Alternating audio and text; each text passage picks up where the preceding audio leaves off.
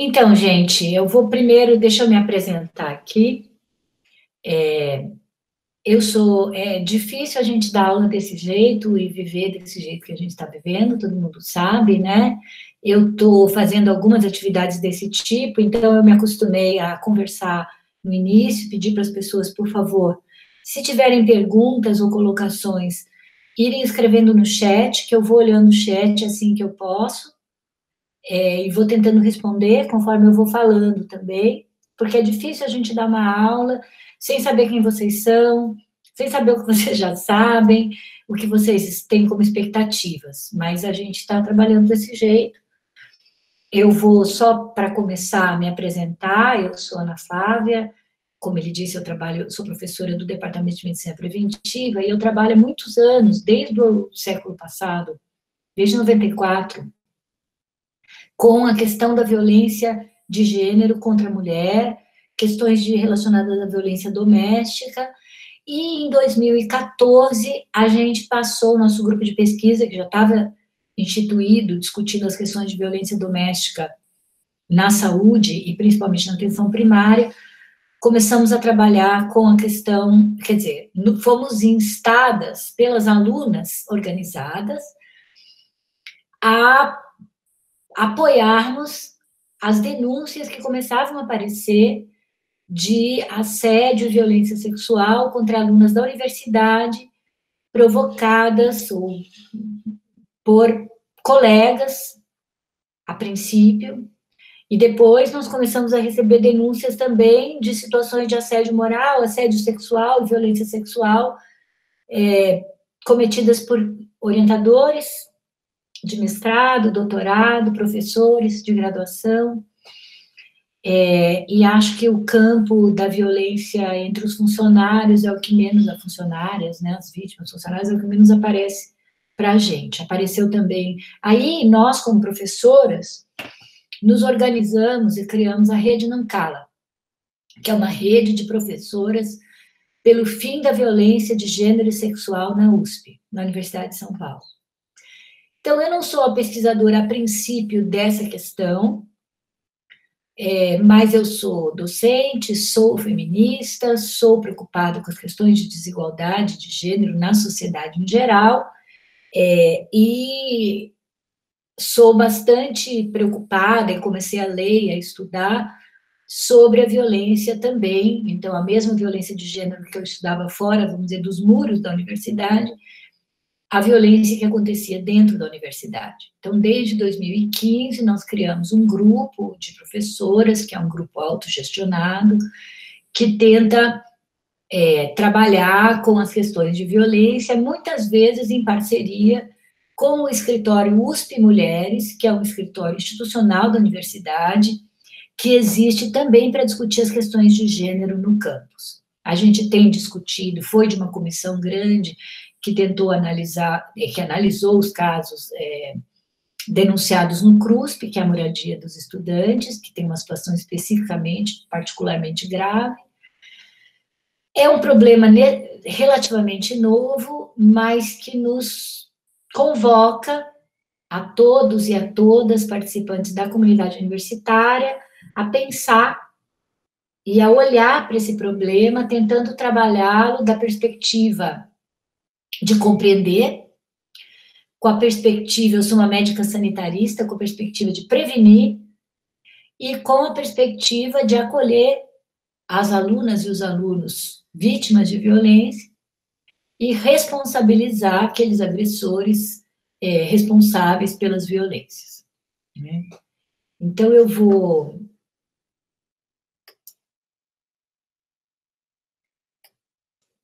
Tá, eu vou começar a apresentar,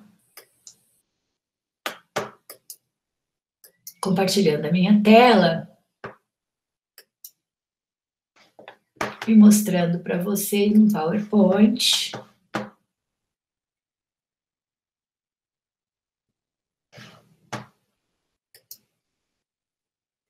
Sobre essa questão.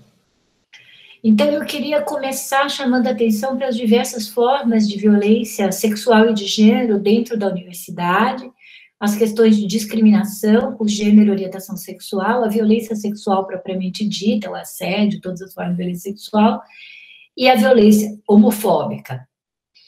E lembrar que a questão da violência interna à universidade é uma questão recente aqui no Brasil, mas ela aparece como um problema para as universidades do mundo todo, especialmente nesse século, especialmente nessa última década.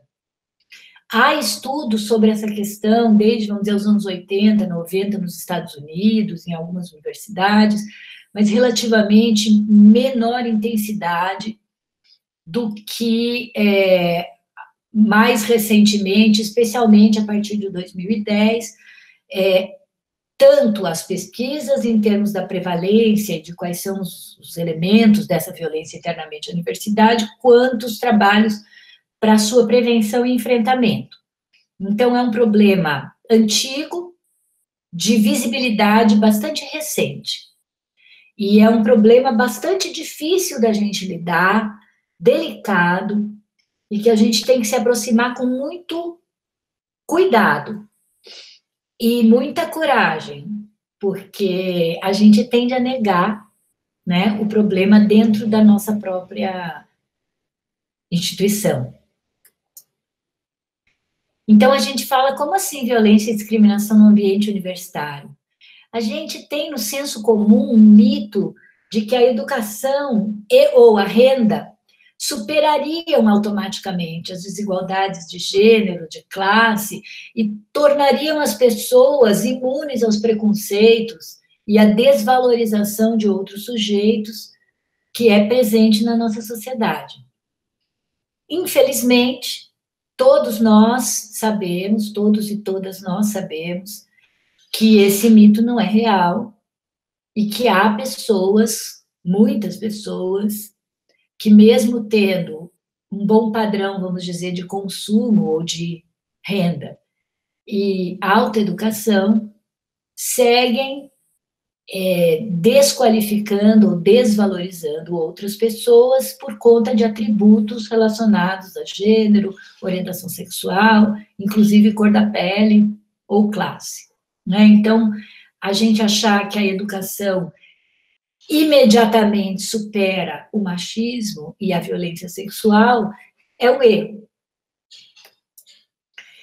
E aí eu queria mostrar para vocês 2 estudos que mostram um pouco isso dentro da nossa universidade. O primeiro é um estudo sobre a qualidade das relações no ambiente acadêmico e seu impacto na saúde mental, na qualidade de vida dos estudantes de medicina, que foi um estudo feito por professores do meu departamento, a professora Maria Fernanda Torinho Pérez e o docente, o professor José Iluf Neto, foi feito por PIBICS, Iniciação Científica, e eles fizeram um questionário online que foi auto-preenchido sobre a qualidade das relações no ambiente acadêmico.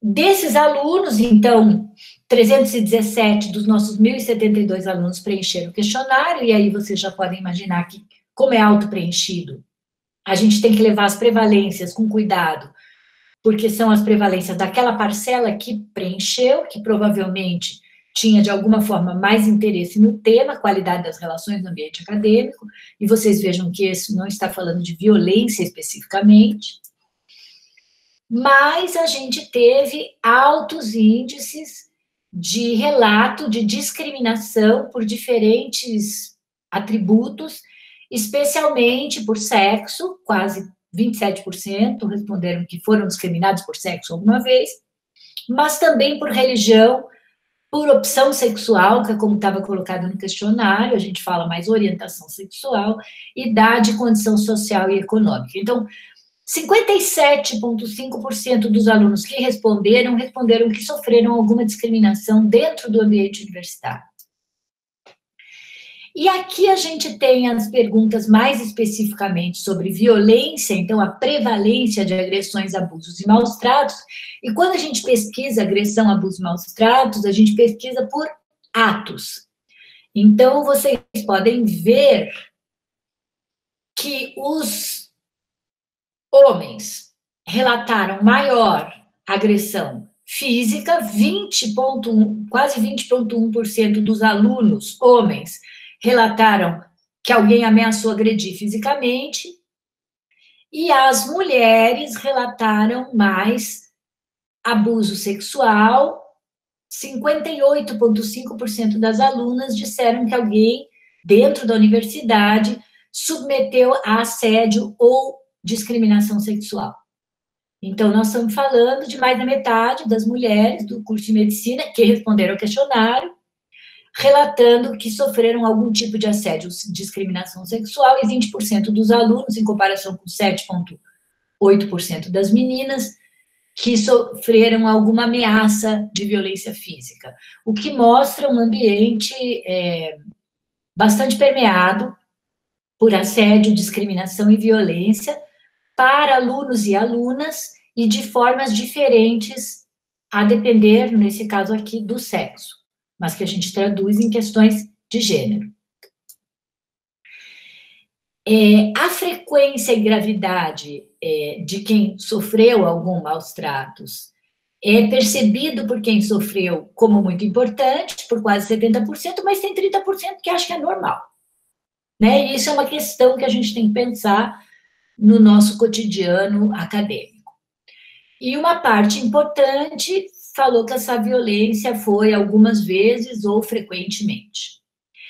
E essa violência, então, tem um impacto para a saúde, e o impacto que eu trago aqui é a depressão, que é o impacto clássico da violência na saúde, e a gente percebe que a gente encontra 24% dos alunos com algum sintoma de depressão leve, 5,4% com depressão maior, moderadamente severa, e 4,13% com depressão maior severa, o que é um índice mais alto do que o índice para a média dessa idade.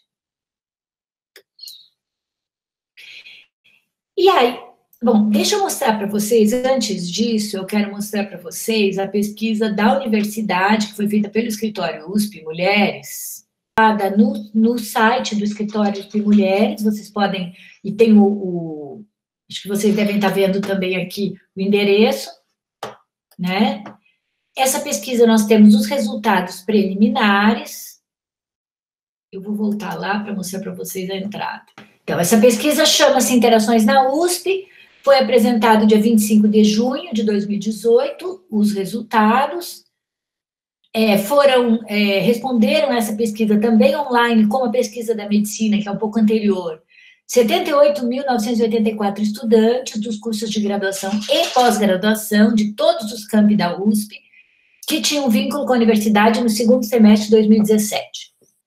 17% de todos os alunos responderam, a USP tem quase 79 mil alunos, responderam 13.377, as entrevistas foram feitas nesse período, e essa é uma realização coordenada pelo professor Gustavo Venturi, que é da Sociologia da USP. Aí aqui tem várias notas metodológicas que quem tiver interesse pode olhar com calma, está estratificado por gênero, por vínculo graduação, pós-graduação, por época que entrou. E aí eu queria mostrar para vocês mais especificamente aquilo que a gente veio aqui falar, né? Primeiro, genericamente, considerando a convivência no seu dia a dia na USP, você considera ter relações positivas, quase sempre, meio a meio, negativas, e outros sentimentos. Vocês veem que a maioria dos alunos da graduação e da pós-graduação refere relações sempre positivas, ou quase sempre, mas há aqui um preocupante grupo de 12%, 16% que fala de relações meio a meio ou negativas. Quando a gente fala de tratamentos desrespeitosos, essa é uma nuvem de palavras que fala, vocês sabem, quando faz a nuvem de palavras, quanto maior a palavra, mais ela apareceu nos termos, né? Então, comentários, desrespeito, grosseria, machista, humilhação. Muitas pessoas reclamaram de constrangimentos para fazer algo que deveria ou gostaria de ter feito na USP por diversos fatores, inclusive julgamento moral, julgamento político. E há uma percepção de insegurança maior nos espaços de atléticas, festas e nos espaços externos de circulação. E aí a pesquisa tem uma fase sobre machismo, racismo, LGBTfobia e elitismo na USP, aonde está falando do quanto a USP é machista, muito machista, mais ou menos machista, mais da metade dizem que a USP é muito machista ou mais ou menos machista. Mas a USP é tão machista quanto ou menos machista que a sociedade, né? E aí a vivência e o reconhecimento de violências. Então, 39% dos alunos responderam sim a alguma violência na vida e 28% quando foi estimuladas as diversas formas de violência.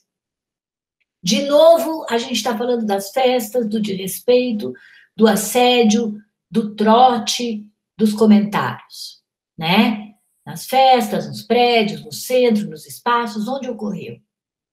Que violências? Então, 26% falam de violências morais, 7% sexuais e 3% físicas.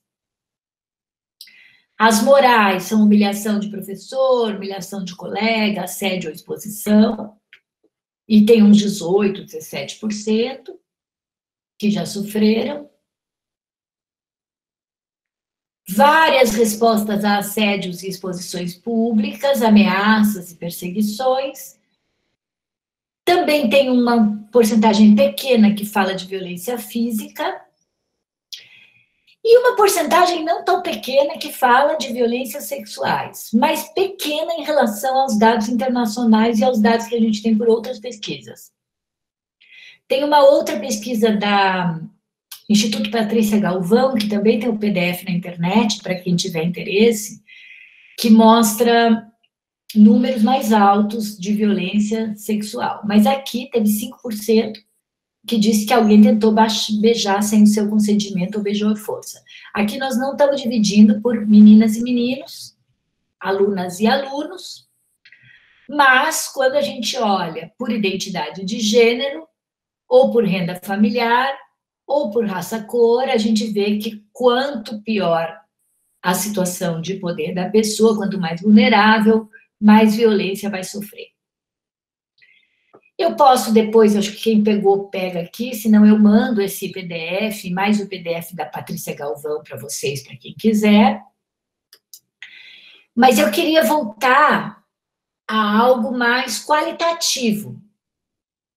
Porque, pensem, esses números deveriam ser próximos de zero, principalmente violência, assédio sexual, violência, assédio moral, no ambiente universitário.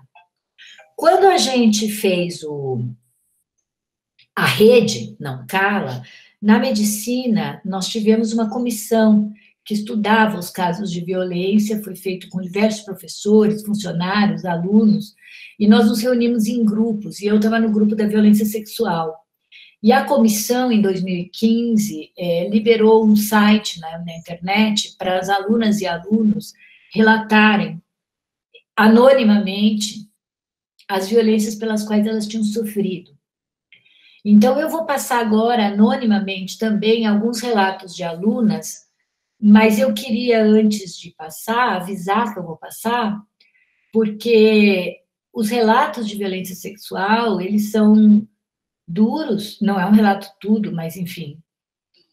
E eles podem causar sintomas ou tristeza ou gatilho, né, de situações anteriores em quem está assistindo. Então, eu estou dizendo para vocês isso porque na pesquisa que a gente tem, por exemplo, aqui na cidade de São Paulo, a gente encontrou 11% das mulheres tendo sofrido algum abuso sexual na infância.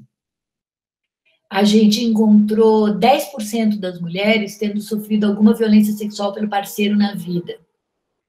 Então, eu sei que na nossa audiência, aqui no nosso grupo de pessoas, a gente tem pessoas que já passaram por isso. Porque nós temos 24, né? 10% é 1 em 10. Então, a gente pode ter.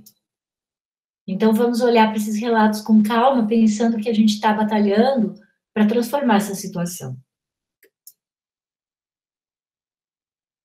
Então, nós recolhemos 16 formulários no site e nós recebemos mais 8 na comissão. Então, do que a gente está falando? A gente está falando dessa aluna que diz: eu era caloura e me lembro que o ritual de iniciação para entrada na Atlética, que é o clube da medicina, era ajoelhar na lama com as mãos apanhadas para frente e beijar um pano chamado cocôzão. Enquanto eu fazia isso, lembro de veteranos me chamando, falando que eu era gostosa. Um deles disse: depois de eu ter beijado o pano, agora você tem que me beijar. Fiquei desconcertada. Foi assim que se iniciou a minha primeira festa da faculdade, a espumada. Nessa festa, eu sentia mãos em mim o tempo todo, no meu corpo inteiro. Essa fala não é uma fala exótica, ela é uma fala comum. Muitas pessoas fazem essa fala, por isso que eu estou podendo mostrar, porque vocês não sabem quem é, porque muitas meninas podem ter passado pela mesma situação na minha faculdade, que é a medicina. Mas eu queria deixar claro que esse não é um fenômeno específico da medicina. Esse é um fenômeno que acontece em toda a USP e que acontece em todas as universidades do Brasil e que acontece no mundo todo. Talvez não com as mesmas especificidades. Então, aqui tem a questão da atlética, tem questões específicas das medicinas. Mas tratar o assédio e a discriminação sexual como uma brincadeira sem consequências faz parte, infelizmente, da nossa cultura. E mudar a cultura não é fácil. Então, a gente tem que ter coragem de olhar para ela, e a gente tem que ter coragem de, olhando para a tradição, eu sou de uma instituição muito tradicional, perceber que há elementos da tradição que precisam ser mudados para que a gente possa manter a tradição no que ela tem de melhor. Quando a gente começou a publicizar esses casos de violência, nós somos muito acusadas de ter que resolver isso internamente e não necessariamente discutir com um público maior. Porque isso criaria, então, preconceito contra a universidade. Mas eu acho que a universidade que batalha contra a discriminação e o assédio no seu interior, ela está batalhando pelo melhor da tradição da universidade, de pensamento crítico e de responsabilidade em relação aos seus e em relação à sociedade em geral. Outra aluna, que também conta uma coisa comum. Eu acabei ficando bêbada demais, mas lembro de muitas coisas. Lembro perfeitamente que eu insisti e falava: não, hoje não, eu não quero fazer isso. Por favor, para. Afinal, eu nunca tinha transado com ele, não estava confortável, nós estávamos num sofá do porão e muitas pessoas poderiam ver, e elas viram.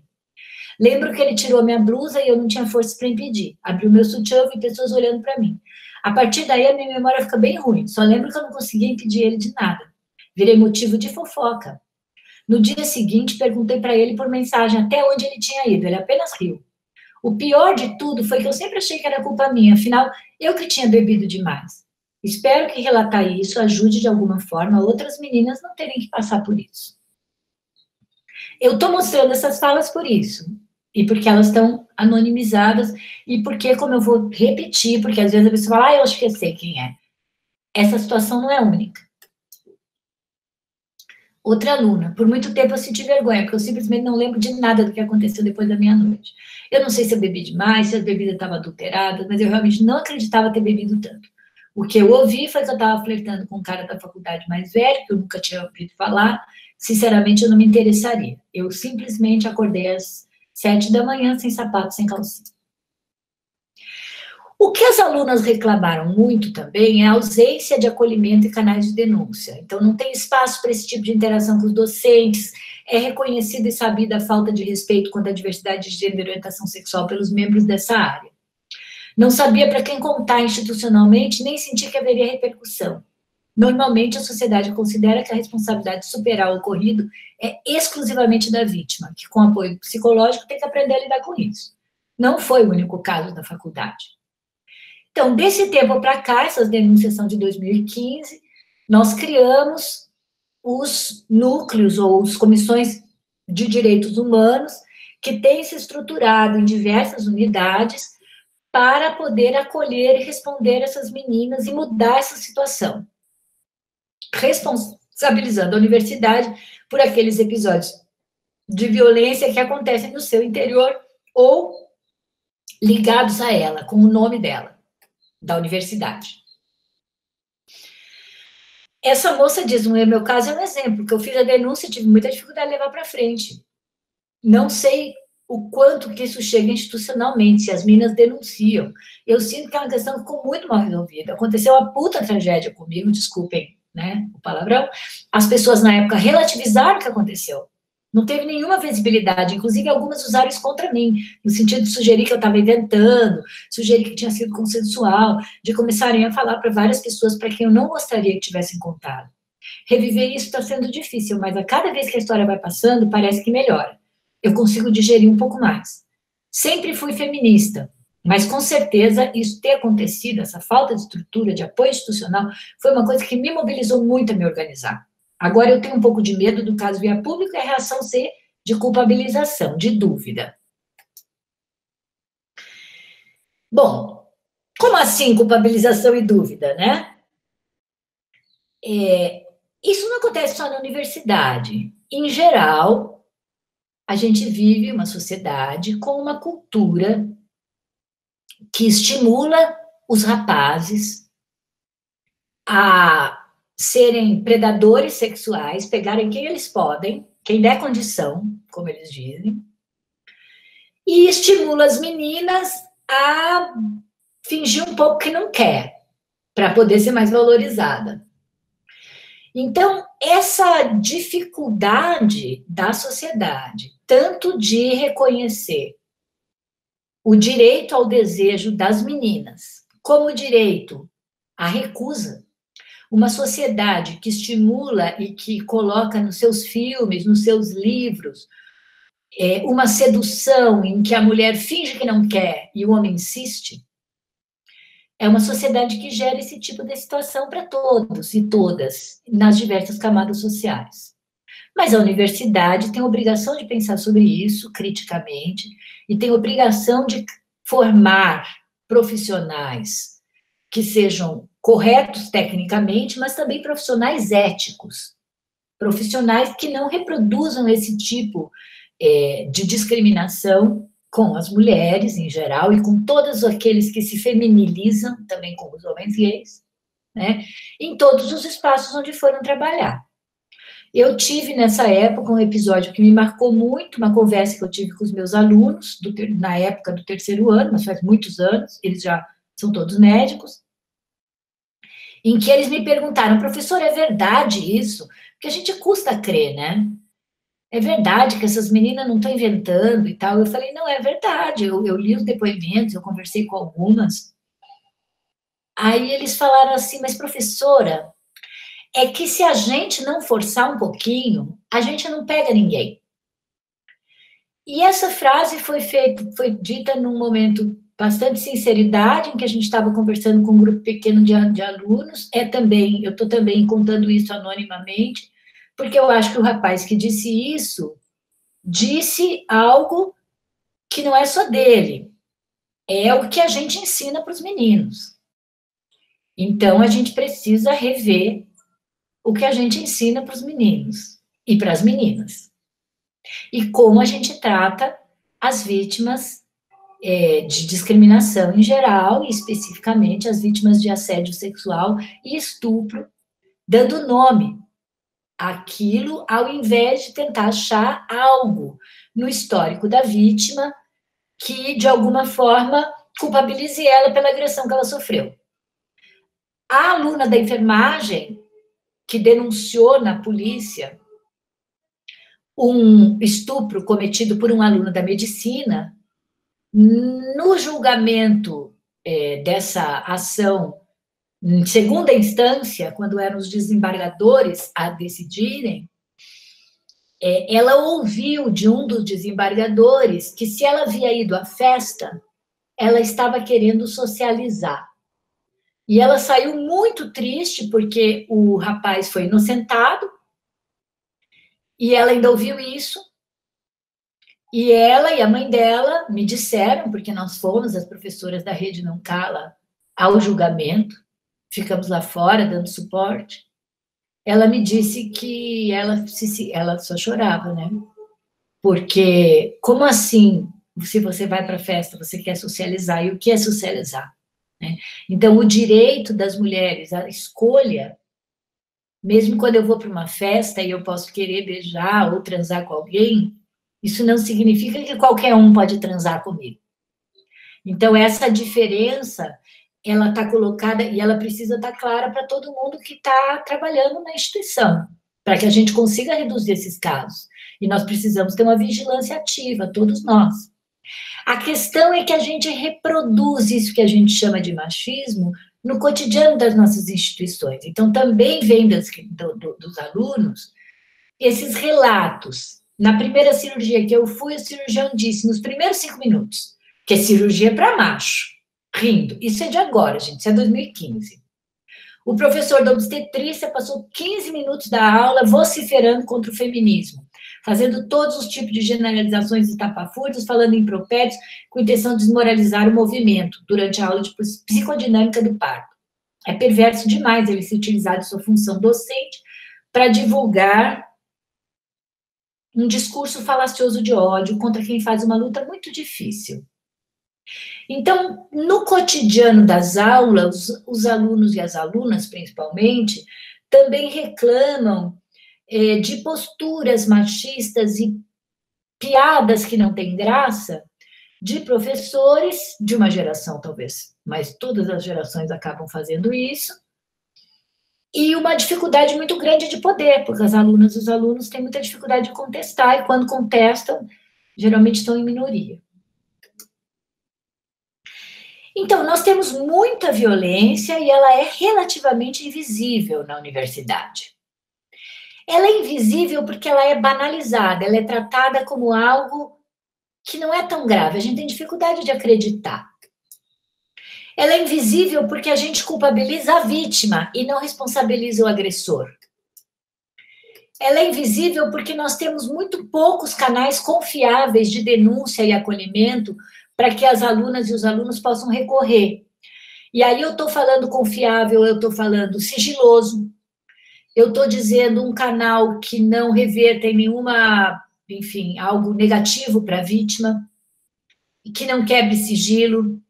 Eu estou falando de um canal que saiba que uma coisa é acolher a vítima e outra coisa é denunciar a violência. Então, a vítima pode ser acolhida, mesmo se ela tem dúvida de uma denúncia na justiça comum, ou mesmo de uma denúncia interna aos canais da universidade, porque face a uma violência, você pode ser acolhida e cuidada pela própria universidade, você pode denunciar internamente a universidade e pedir um processo de sindicância, ou você pode denunciar fora da universidade.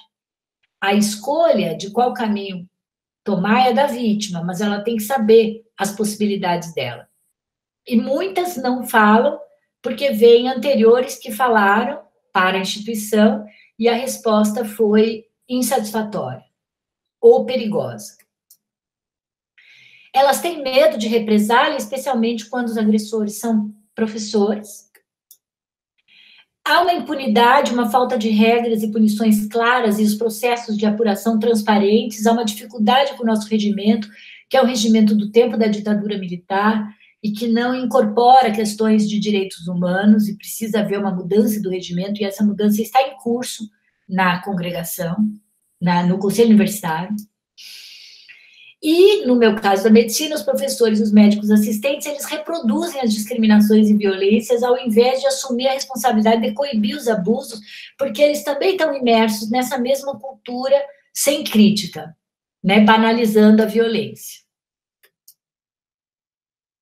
Então, são várias formas de violência sexual, a que acontece na universidade, a que acontece em casa e repercute na universidade, e essas formas, elas podem acontecer mais de uma vez com uma mesma mulher. Então, cada aluna, cada professora, cada funcionário, aluno, professor, vai responder a uma discriminação de uma forma distinta, a depender das violências que essa pessoa já passou, dos suportes que ela tem e dos recursos emocionais. É muito difícil revelar e depois denunciar essa forma de violência, especialmente a violência sexual, porque ela acaba virando uma investigação da vida pregressa da vítima.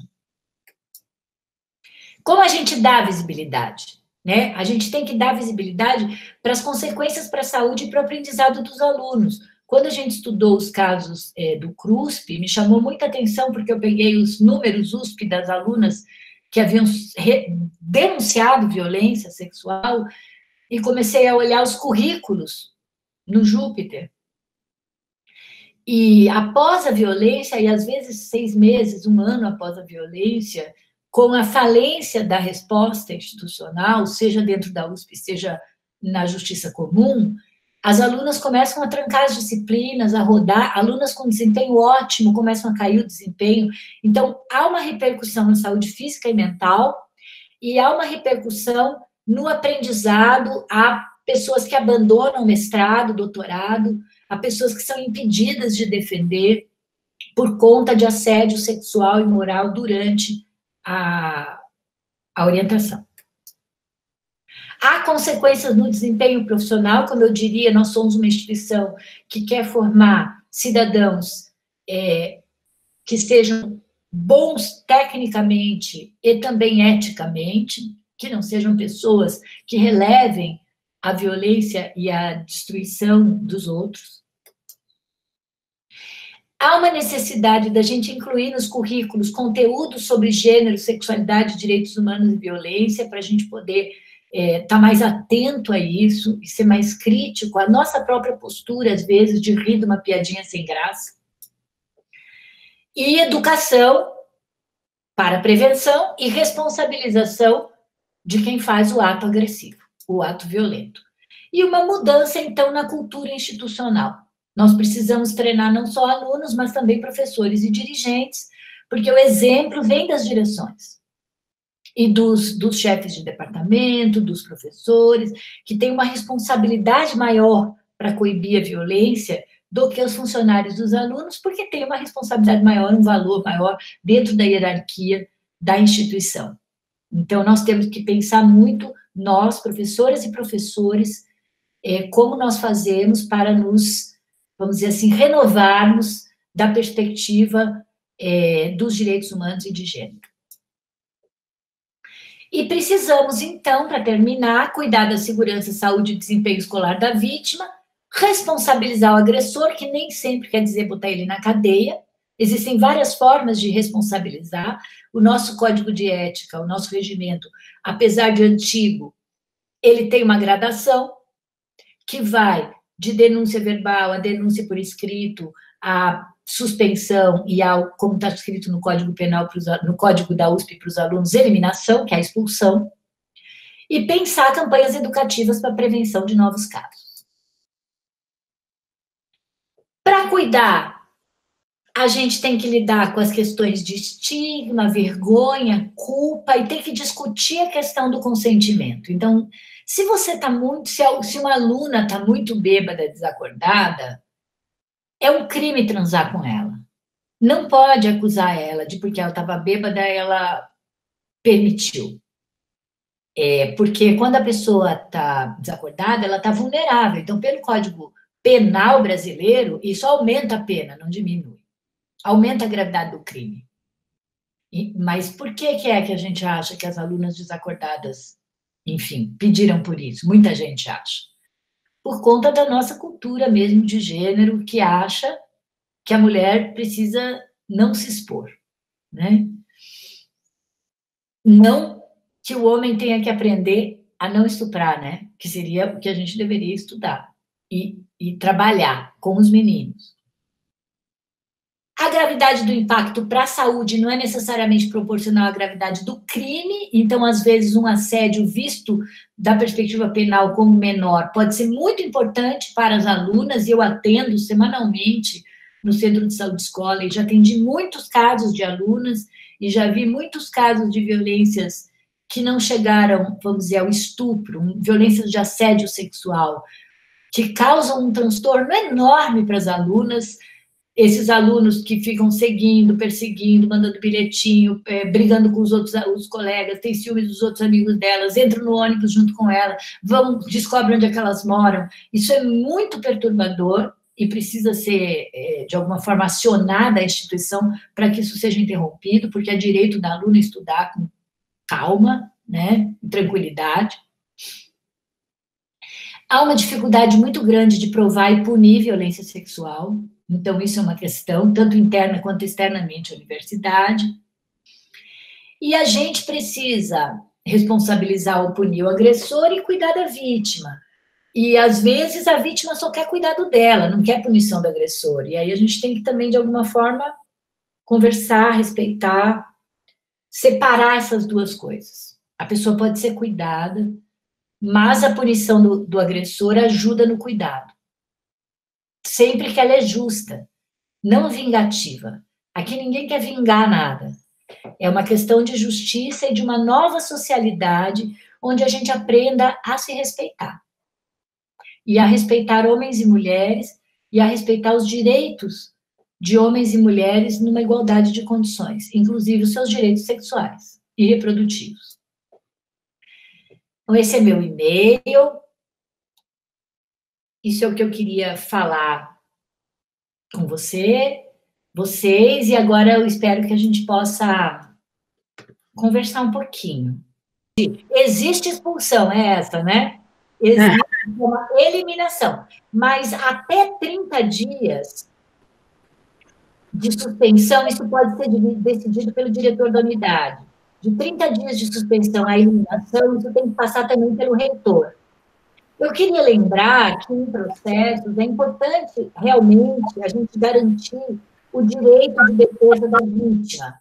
Uma coisa que acontece muito na universidade também são processos de escracho, aonde, por conta de que as alunas ficam desesperadas com a falta de resposta institucional, às vezes as alunas vão à ação direta e elas podem, inclusive, ficar complicadas na justiça, porque você declarar que alguém é estuprador e escrever em todos os banheiros, em todos os lugares, sem nunca ter tido uma denúncia, coloca quem está denunciando numa situação de vulnerabilidade, né? Agora, é raríssimo haver expulsão de aluno, que dirá de professor. Nos Estados Unidos tem algumas, na Inglaterra, na Espanha também, e aqui no Brasil já houve algumas, de aluno, pelo menos, que eu sei. Né? Então, a gente precisa pensar nisso, porque eu acho que, sim, a responsabilização ajuda. A pesquisa não buscou uma cobertura de 100%, ela era uma pesquisa mesmo que deixava a pessoa responder se ela queria. Sim, o modelo de família patriarcal e vamos dizer, o patriarcado em geral, o modelo de sociedade que a gente vive, com menor valorização das mulheres em relação aos homens e dos atributos femininos em relação aos atributos masculinos, está na base da violência de gênero. A desigualdade entre homens e mulheres está na base da violência de gênero. Agora, a violência de gênero é uma invenção do feminismo e das mulheres, uma invenção, assim, uma construção. Nós estamos dando nome para algo que sempre aconteceu, que é a submissão das mulheres, e principalmente essa submissão sexual. Isso faz com que, muitas vezes, eu estou respondendo a última pergunta aqui, a gente mesmo não saiba, ou não nomeie o que a gente vive como violência. Muitas mulheres que sofrem atos que a gente considera violência de gênero, não nomeiam o que vivem como violência, no caso da violência doméstica. As alunas universitárias, as estudantes universitárias, estão redefinindo o que é violência sexual e assédio. Uma das coisas que a gente discutiu bastante na rede, não cala, foi por que quando a gente era estudante, que nós somos todas professoras assim de 45 a 60 anos, a gente não percebia tanta violência como elas hoje dizem. E provavelmente porque para nós essas violências em situações de festa ou as brincadeiras machistas dos amigos eram banalizadas naquela época, né? Então as meninas estão redefinindo o que é violência sexual. As meninas estão dizendo, me beijar quando eu digo que não é violência. A gente ainda pensava um pouco, bom, mas a gente também estava lá, né? Deu chance e tal. Agora as meninas estão sendo mais claras, e eu acho que isso é um avanço. A gente dizer, olha, quando me pegou sem eu dizer que eu queria, é violência. E eu recebo vários casos em que meninas, num grupo de discussão, 6 meses depois de uma relação sexual não consentida, chegam à conclusão ou nomeiam aquela experiência desagradável de ter saído com o ficante, mais gente, acabar numa casa, o ficante fala quero, ela não quer, mas tinha bebido, não sei o quê. Aí, no outro dia, ela olha o corpo dela e está com mancha roxa. Aí passa 6 meses e ela se dá conta, num grupo de discussão, de que aquele dia que ela falou não, não, não, e o ficante forçou a barra, aquilo ali chama estupro. Estupro é uma palavra pesada, né? Cheia de consoante, assim. Aí ela escreve pro rapaz, aí o rapaz fala, imagina, de jeito nenhum. E aí eles trocam conversas. E isso é um processo de conscientização, eu acho, da sociedade como um todo, de que, primeiro, sim, as mulheres gostam de transar e querem transar.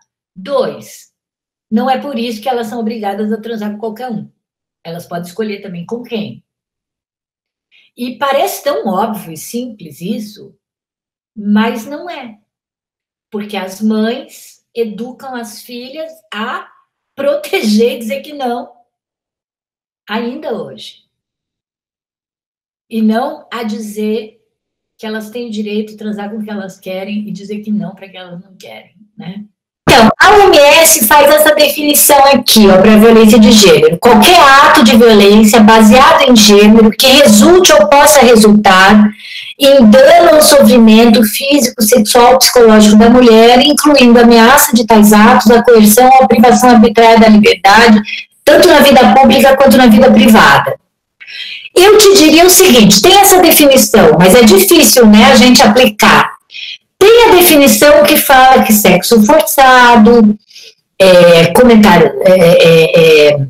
agressões físicas, exposição à pornografia quando a pessoa não quer.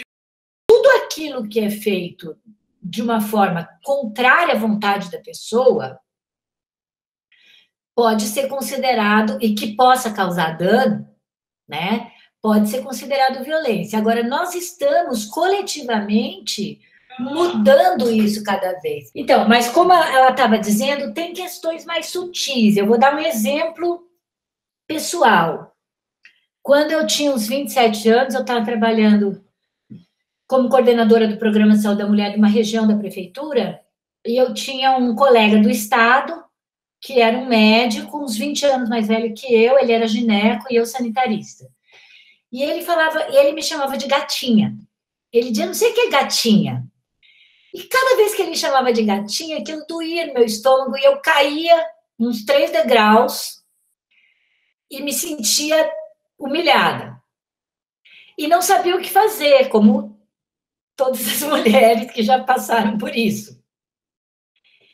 Isso eu acho que é uma discriminação de gênero. Eu não diria que é exatamente uma violência, mas ela cria o caldo das violências, né? E era muito difícil para mim reagir, porque cada vez que ele me chamava de gatinha, eu diminuía a força que eu tinha de propor as mesas. Nós estávamos preparando um seminário juntos. E eu tinha vontade de dizer para ele assim, não me chama de gatinha, mas eu não sabia muito bem como dizer isso, né? Então, eu acho que sim, existem gradações e algumas talvez não sejam violências, mas sejam desigualdades de gênero. Porque se esse senhor do gatinha, junto com o gatinha, ele botasse a mãozinha em mim, né? Já começar, ou me empurrasse contra o... Ou sem querer botasse a mão no meu seio, ele já estava passando de uma linha. A linha entre a desigualdade de gênero e a violência é difícil da gente estabelecer, né? Quando eu estou discutindo um estágio com um grupo de professores e o outro professor passa e fala assim, nossa, estão discutindo com a professora, bonita professora. É chato, né? É muito desqualificador. Quando você está numa reunião do departamento e você percebe que as falas de homens e mulheres são escutadas diferente, quando começa a falar a mulher, todo mundo começa a conversar, e fala, cara, todo mundo para. Claro que tem outros fatores, não é só ser homem e mulher, a gente sabe. E a gente sabe também que as mulheres têm introjetada a cultura machista, e nós também podemos reproduzir contra outras mulheres desqualificações por ser mulher. A questão da maternidade, por exemplo, na universidade é clássica, e nós estamos vivendo isso agora. Né? As mulheres que têm mãe, que são mães e têm filhos têm mais dificuldade de produzir, e isso não é reconhecido pela universidade. E as próprias colegas, às vezes, falam, azar, que ter filho se vira. Então, também um apoio à maternidade e ao cuidado, acho que esse tempo que a gente está vivendo, de cuidar da própria casa, talvez ajude todo mundo a entender melhor essas questões. Então, o limite da violência é difícil, nem toda violência é crime, mas a gente tem tratado violência como a ruptura da comunicação. A violência, a gente tem tratado violência quando a pessoa está tratando o outro como uma coisa, como um objeto, e não como um sujeito. E essa definição vem da Marilena Chaui. Como uma coisa, não um sujeito, e como um objeto, portanto, eu não preciso me comunicar com ele, eu vou usá-la para meus próprios fins. Mas tem uma zona cinza, e é muito difícil a discriminação por gênero, assim como a discriminação por raça, é muito difícil de provar. Eu não sou negra, mas eu sou muito sensível à questão racial, sou ativamente antirracista, e acho que muitas vezes a gente não percebe o racismo, o negro percebe que foi tratado diferente, por ser negro, mas é difícil provar.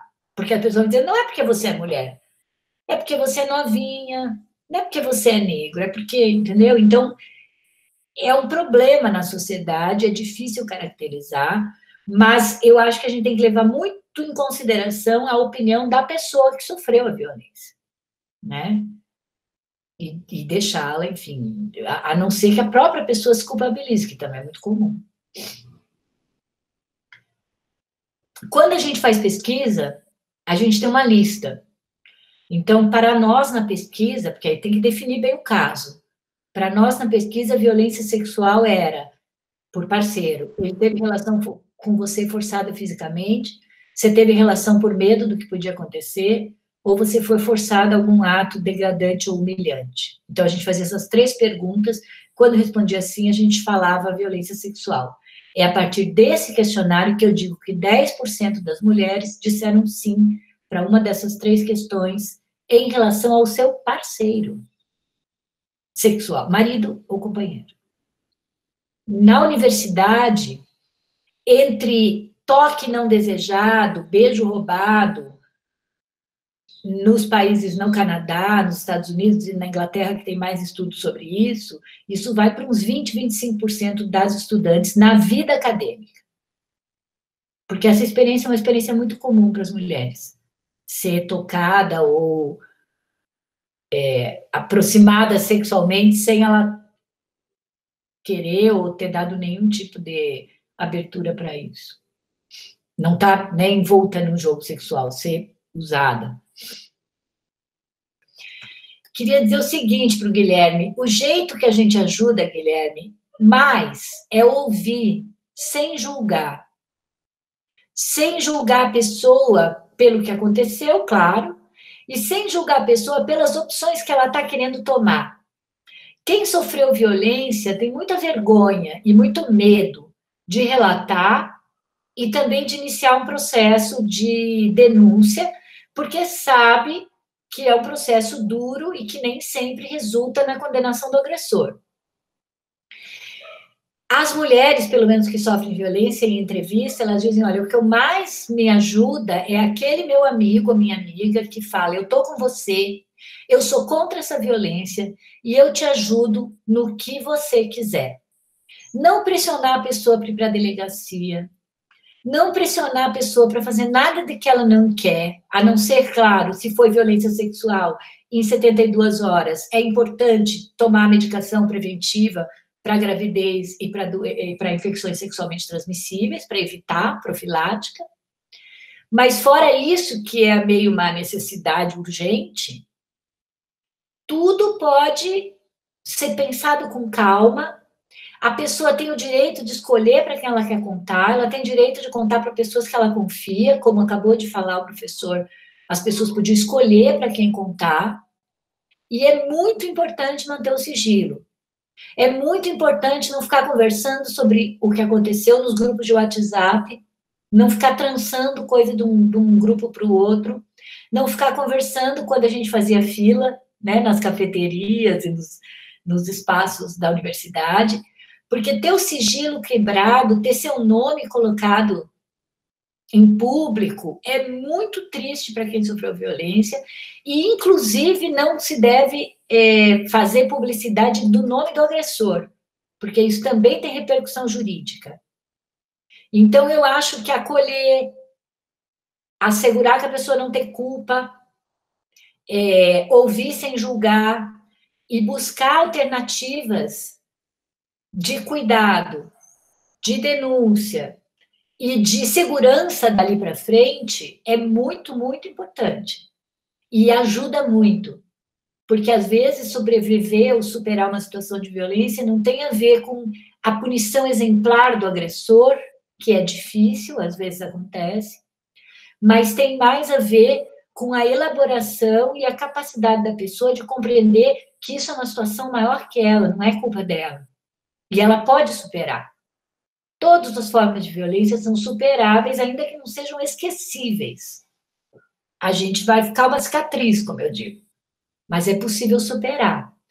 E acho que procurar os lugares, as pessoas que vão ter essa mesma escuta, não vitimizadora, não tratando como coitadinha e não julgadora, no sentido de apoiar a pessoa como sujeito a, de alguma forma, recuperar, né, superar a violência e manter o seu desempenho acadêmico, escolar, enfim, na sociedade. É difícil, às vezes tem medo, tem questões de segurança, a pessoa não quer mais vir para a universidade, não quer encontrar o agressor, então, às vezes, tem que conversar com os professores, tem que fazer alternativas, tem que ver quem que é da Comissão de Direitos Humanos, se, né, a pessoa tem a vontade de denunciar para a Comissão de Direitos Humanos, o que a pessoa quer? Ajudar a pessoa a saber o que ela quer.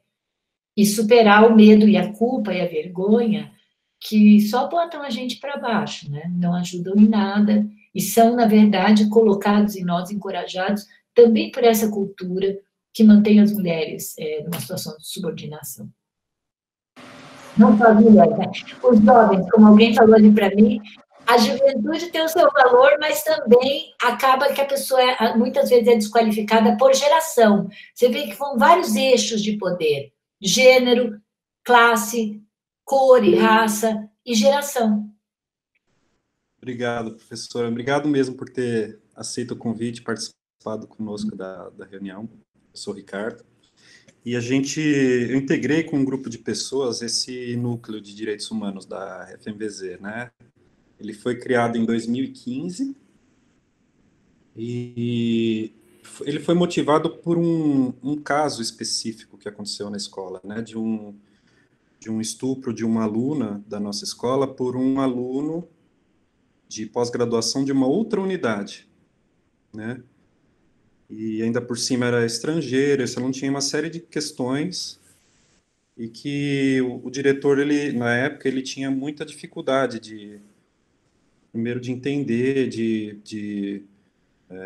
dar o segmento, né, administrativo necessário, ele estava completamente perdido e ele criou uma comissão assessora, né? Então, aí ele chamou um grupo de professores, né, e um grupo de funcionários e um grupo de alunos de graduação e pós-graduação para compor essa comissão. E isso foi bem antes de ter o núcleo de referência, né, da universidade, foi um pouco antes que aconteceu isso. E a gente também não sabia como lidar com isso, né, uma questão que é muito complexa, a gente também não sabia como lidar, a gente foi aprendendo ao longo do tempo. Mas o que aconteceu foi que foi criado, então, um canal de acolhimento para essas pessoas que sofriam casos como esses, né? E ao longo do tempo o que a gente viu foi que a nossa unidade, em especial, ela tinha uma série de questões, né? Uma série de problemas. Foi uma coisa surpreendente para mim, pessoalmente, inclusive, né? Mas além de casos que a gente já sabia, né? Por exemplo, desses de assédio sexual, que são relativamente comuns na nossa unidade. Tanto entre alunos, entre funcionários para alunos e alunas, de professores para alunas, professores, funcionários de tudo, tudo, até o assédio moral, casos de homofobia, de racismo, então tem de tudo, a gente lidou com tudo isso, né? E nesse acolhimento que era interessante, e a gente começava a deixar, vou falar depois das ações que foram feitas para as pessoas entenderem, né, como podiam ser acolhidas, mas as pessoas podiam escolher com quem elas poderiam falar, era um grupo grande de pessoas, com quem elas achassem melhor de fazer esse primeiro contato, né? E essa pessoa que recebia essa pessoa que era vítima, né, desses casos, né, de violência, de assédio, etc., elas eram estimuladas a participar de um grupo maior, né, e que pudesse se sentir acolhidas não só por aquela pessoa, mas por um grupo maior e que ela se sentisse realmente acolhida pela instituição de alguma forma, né. Então, ao longo desse tempo, na época da criação, eu não era presidente, eu era só um membro da comissão, né. A gente divulgou massivamente aí canais que eram desde e-mail, telefone, os nossos locais de trabalho, inclusive onde essas pessoas poderiam nos encontrar, se achassem mais, né, ficassem mais à vontade e tudo mais. E foi um primeiro passo, né, esse. E o segundo passo, pelo que a senhora falou e que eu vi pelas perguntas, né, era o próprio reconhecimento da vítima dessas ocasiões de violência que ela sofreu. Muita gente, a gente percebeu, né, ao longo do tempo, muita gente, primeiro, né, que sofria a violência, ficava em silêncio por um período relativamente longo. Nem todos procuravam, uma pequena parcela procurava esse acolhimento. E muita gente, às vezes, até não reconhecia naquela hora o que acontecia, né? Principalmente com relação a assédio moral, que é muito comum, né? A gente fizemos diagnósticos, né, desses diversos tipos de violência, né? Mas é mais comum do que a gente imaginava, e as pessoas não conseguiam identificar. E aí foi legal, porque no começo, começou, logo meses depois, né, da criação desse núcleo da FMZ, começou a ser divulgado, né, material pelo núcleo de referência da universidade. A gente conseguiu, primeiro, ter material de referência, depois chamar muitas pessoas para fazer. A gente fez uma série de eventos para as pessoas conhecerem, debaterem problemas, nas diversas facetas, para os diversos grupos, né? Então, existiam eventos específicos para alunos, para funcionários. Não houve para docentes, foi uma pena não ter, mas também deveria ter sido feito. Uma adesão, a gente ficava super animado, né, de fazer, de organizar tudo isso, mas o que a gente percebia é que a adesão era pequena, era muito baixa, né? A gente fez, inclusive, uma série de oficinas para alunos de graduação, para alunos de pós. Teve uma oficina que foi muito legal, que a gente fez com um grupo do Instituto de Psicologia e com docentes também da Faculdade de Medicina, e se chamava Café Falado, né? E era uma série de dinâmicas, né? Que as pessoas conseguiam. Tinha um ponto lá, era sempre uma roda, né? E no meio, as pessoas que tinham vontade de falar qualquer coisa, elas iam até o meio, fazer uma pergunta, fazer um comentário, foi muito interessante. E o café falado, no final, era um café, né, que a gente fez, um mural onde as pessoas colocavam uma série de mensagens, e depois essa equipe técnica lá da psicologia fez um apanhado, foi muito legal. Mas a gente teve, por exemplo, de 400 e poucos alunos de pós, nesse evento específico, né, a gente teve 28 participantes só, né. Então, é muito difícil as pessoas aderirem, elas reconhecerem, elas aceitarem que elas... É interessante isso, né? Aceitarem que elas sofreram violência, primeiro, e no passo seguinte buscar esse tipo de ajuda, né? E em 2016 eu fiquei como presidente porque a nossa presidente estava sofrendo assédio no seu departamento. Olha só a maluquice, né? Ela até saiu ela não está mais entre a gente, não está mais na escola, né? Tá no exterior.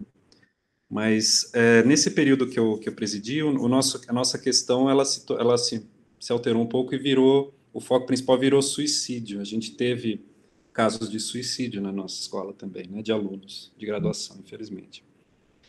E eu tive muita sorte de ter uma orientada que era psicóloga na época.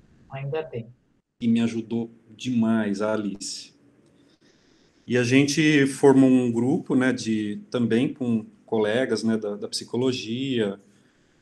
Inclusive, esse grupo, ele foi depois para um grupo, quando o reitor atual tomou posse, ele formou um grupo com alguns núcleos, né, para fazer o acolhimento da universidade, fazer um acolhimento um pouco mais organizado, que era muito desorganizado tudo O isso. escritório de saúde mental, esse? Esse, né, É. participei do começo. E aí a gente até fizemos um plano de mitigação, né, dos riscos, identificamos quais eram os riscos, como lidar com eles, possíveis encaminhamentos, tudo isso foi muito, muito legal, né? Até o momento que eu tive que lidar com essa situação de suicídio na minha família, né? E aí não foi possível mais eu ficar, né? Mas foi uma experiência muito, muito interessante, muito dinâmica. Mas é aquilo, né, professor? A gente, nas diversas unidades, a gente tinha contato com alguns núcleos, né? As pessoas iam aprendendo por conta própria, mas contando com a ajuda de muitos colegas na própria universidade, né? E foi um conhecimento que foi a nossa visão da universidade, ela mudou bastante nisso, porque a gente conseguia contar com a própria universidade para lidar com esse problema. A gente tem como, né? Mas ninguém sabia como fazer. O nosso papel, que era só encaminhar, formalizar as denúncias para um encaminhamento administrativo, que era o escopo, né, no começo, ele se transformou em ações mais abrangentes de conscientização da comunidade, nos seus diversos segmentos, com diversas formas, né, de atuação, mas com muita divulgação. Agora, eu sinto muito, agora atualmente está meio parado esse núcleo, né? Até vamos ver se consigo reunir energias aí e voltar a ajudá-los, né? Agora está Mas de... está meio parado, porque exige muita atuação, né, professora? Tem que estar conversando com as pessoas no campo, divulgando, comunicando. Uma outra experiência que talvez valha a pena vocês olharem é a experiência de Ribeirão Preto. Ribeirão Preto fez uma comissão muito legal com a professora Fabiana Severi. Elas divulgaram um documento que, inclusive, foi publicado agora na revista Interface, uma análise dessa experiência delas. Mas é uma experiência parecida, porque eu acho que isso demora para a gente mudar na universidade, é muito recente, né? Então, e também, assim, os participantes dessas comissões, quando eles são sérios, isso consome muito tempo, é muito desgastante, é desgastante institucionalmente na relação com os colegas, é desgastante emocionalmente, se dar conta, né, entrar em contato com muita injustiça de todos os tipos. Acaba, de alguma forma, também, ninguém está livre de violência, então as violências que você mesmo sofre, a sua família. Então, eu acho que é um processo, e a gente tem defendido muito a rede, que a reitoria e a universidade empenhem maiores recursos e maior força nisso. Por exemplo, a nossa participação como docentes, funcionários ou alunos nessas comissões poderia render para nós uma linha no lápis que fosse, né? Ou alguma coisa na avaliação da CERT, coisas objetivas que mostrem a valorização dessas comissões, não é? Que esse tempo seja de alguma forma, não é que você está fazendo isso, mas você está deixando de fazer outras coisas quando você está fazendo isso, né? Então, que esse tempo de alguma forma seja reconhecido. Que a universidade mobilize, como tem o escritório de saúde mental, assistente social, psicóloga específica, para ter um protocolo correto de trabalho com esses casos, né? Ou uma proteção jurídica para a gente. Eu tive, por exemplo, numa sindicância de uma assédio, de uma orientadora contra uma aluna, assédio moral. E eu fiquei pensando como seria importante nós todos, os orientadores do mestrado e doutorado, conversarmos sobre isso, porque com esse padrão de produtividade aumentada e com essa espada da produtividade sobre a nossa cabeça, qual é o limite, como disse a aluna, né, de um professor rigoroso com uma boa equipe ou de um professor que faz os seus alunos se suicidarem e terem AVC? Né? Qual é o limite ali do quanto você empurra? Porque a gente sabe que um pouco tem que empurrar, senão. Mas quanto se empurra? De que jeito se empurra? E cada orientador orienta do seu jeito, ninguém nem sabe, e às vezes as melhores pessoas, na tentativa de cumprir aquilo que a universidade pede, são grosseiros, desrespeitosos, a ponto dos alunos largarem da pós-graduação. E o professor, que sempre fez aquilo com todos os alunos, fala, esse é fraco, não servia para ser pesquisador. Mas, de repente, é uma pessoa que simplesmente não aguenta ser chamada de burra várias vezes, né? Tem gente que não tem estrutura para ser chamado de estúpido, ignorante todo o tempo. Então, não pode. Agora, eu acho que a gente tem que pensar diversas, vamos dizer assim, passos de punição também. Né? Eu tive porque vários, isso que você falou, os diretores ficam perdidos, os diretores de unidades, os chefes de departamento ficam perdidos. Eles não querem colaborar com a violência, mas também eles não querem fazer coisas muito fora da cultura da instituição, né? Então, eu fui procurada por um chefe de departamento que me falou, eu tive um problema que o funcionário da tecnologia e informação estava ajudando lá alguém com os dados, e esculhambou com a aluna de pós. Que ela era burra, que ela era estúpida, que ela não aprendia, não sei o quê. E a aluna ficou péssima, foi falar com o chefe. O chefe falou para mim, o que eu faço? Abro uma sindicância? Eu falei, pergunta para a aluna, porque aí a gente tem que ser criativo e pensar, a gente quer diminuir a violência. Eu falei, isso é um funcionário.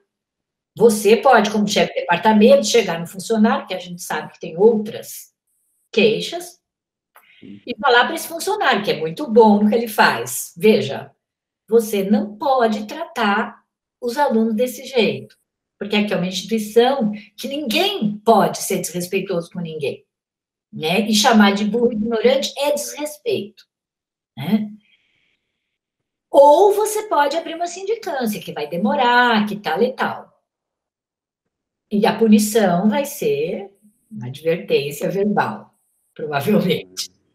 Pergunta para a aluna, porque é ela que pode resolver. Aí ela resolveu por é uma advertência verbal, né? Direta, assim, dele ir lá e dar uma dura no funcionário, para o funcionário não fazer mais isso. Nesse caso, deu para resolver, e aí resolveu, porque aí o funcionário se aquietou um pouco. Quando você está trabalhando com professor pós-graduação sênior, é outra conversa, né? E às vezes você tem que ir pelo processo administrativo até o fim. Mas aí a universidade deveria disponibilizar apoio jurídico para as vítimas, e a universidade não disponibiliza, porque a universidade não quer tomar partido, né? Agora, eu digo o seguinte, se alguém me roubar dentro da minha sala, a universidade não vai me ajudar, né, a entrar na justiça e tal. Então, porque se alguém for lá e quiser me beijar, amarrar na minha sala, a universidade não pode me apoiar no processo, né, contra essa pessoa. Porque quando chega em processo administrativo, tem advogado, é mais complexo. Mas eu acho que essas experiências, eu acho que elas estão criando uma nova geração e um novo grupo de professores, funcionários, alunos mais atentos. E o que os manuais, os protocolos internacionais dizem é que quando os professores começam a tomar atitudes, todo mundo um pouco vai percebendo que não pode. Eu digo lá para os meus, eles ficam querendo falar que vai matar o outro no Face, nos grupos de Face. Falei, escuta, não pode, se você vê isso, você tem que intervir na hora. Se eu estou andando no corredor da universidade, eu vejo um aluno dizendo que vai matar o outro, eu tenho que parar e falar assim, o que você está falando? Sim. Isso que você está fazendo é uma violência, isso é uma ameaça, isso é um crime, e crime a gente não pode cometer aqui dentro. Ameaça de morte é crime, é contravenção, sei lá, mas enfim. É errado, se não fosse crime, é errado, eticamente, né? Mas acho que a gente está acumulando. Mas nós precisamos ter centro de referência, nós somos muito na responsabilização. Mas esse caso aí acabou resolvendo mais ou menos, não resolveu? Esse caso que... Então, eu ia comentar isso. Esse primeiro caso, ele teve um desenrolar, ele resultou na expulsão desse aluno. Isso. Formalmente, só que esse aluno ele já tinha voltado, ele acabou voltando para o país dele antes, ele desistiu, ele saiu antes. Tá, então... Mas teve vários processos desses, né, que tiveram, né, um desfecho favorável para a vítima na maioria. Mas é aquilo, né, professora, a senhora estava comentando, né, como nós não temos um protocolo, a gente partiu do princípio de que a conversa, primeiro, né, do acolhimento, que é muito importante para a gente entender a situação que a vítima estava submetida. Mas também depois, conversando com o agressor, né, sempre buscando o maior sigilo possível, né, era uma coisa que a gente fazia muito. Era difícil, mas eu sou formado na escola, né, em várias ocasiões, quando eu presidia já essa comissão, eu tendo que conversar com docentes que deram aula para mim há 20 e poucos anos atrás, que, olha, professor, o que o senhor tem que prestar atenção, mas repreendendo, lógico, né? Mas o que o senhor tem que prestar atenção é que se o senhor está falando, a mensagem que o senhor está passando pode ser ofensiva, potencialmente para uma pessoa que seja, é um momento do senhor repensar os seus métodos, a sua linguagem, a sua postura, nas aulas teóricas, nas aulas práticas. Quer dizer, a gente tendo que... É muito complicado. Muito complicado. Né? Eu falando também com o meu ex-diretor, porque eu participei de um processo... Foi um processo administrativo, foi uma comissão sindicante que virou uma comissão processante. Quando virou comissão processante, mudaram a banca, e uma professora da próxima banca perguntou para a menina como poderia diminuir os casos de violência sexual na universidade se ela não achava, por exemplo, se as meninas não usassem tanta saia curta. Aí a menina ficou furiosa, foi lá na minha sala reclamar, eu fui falar com o professor, diretor na época, o diretor falou, mas veja, professora, essa cabeça desses professores, eu não tenho como mudar a cabeça dos professores. É muito difícil. Um trabalho de mudança cultural, né? Eu estava numa discussão também sobre assédio moral, que é muito importante. Fizeram uma pesquisa com os residentes da nossa faculdade, fizeram uma pesquisa com os residentes e tinha uma parte de assédio sexual e moral. E tudo na residência estava bom. Eles tinham bons plantões, eles tinham descanso pós-plantão, eles tinham professores, eles tinham médicos assistentes, mas tinha muito assédio moral e assédio sexual, que eles sofriam, que eles viam fazer com os pacientes, enfim, de todos os tipos, com os residentes de outros países, tudo que é coisa. Aí foram levar para a reunião da residência, e um professor também, mais velho, levantou e falou, isso é uma palhaçada, agora tudo é assédio, eu não posso mais, eu tinha um banquinho pequenininho, que a residente mais baixinha, eu falava, tem um banquinho para você, agora eu não posso mais fazer essa piadinha. Então, essa ideia de que a discriminação é uma piadinha, de que a gente está se importando com pouco, é a banalização. A banalização, né? E, assim, parece pouco para quem está de fora, mas é muito para quem está de dentro. E, às vezes, quem está de dentro mesmo, como você fala, releva, né? Fala, não, mas eu não me importei, porque eu estou acostumado a ser chamada disso, daquilo outro, né? Mas a gente precisa estabelecer um novo padrão de sociabilidade.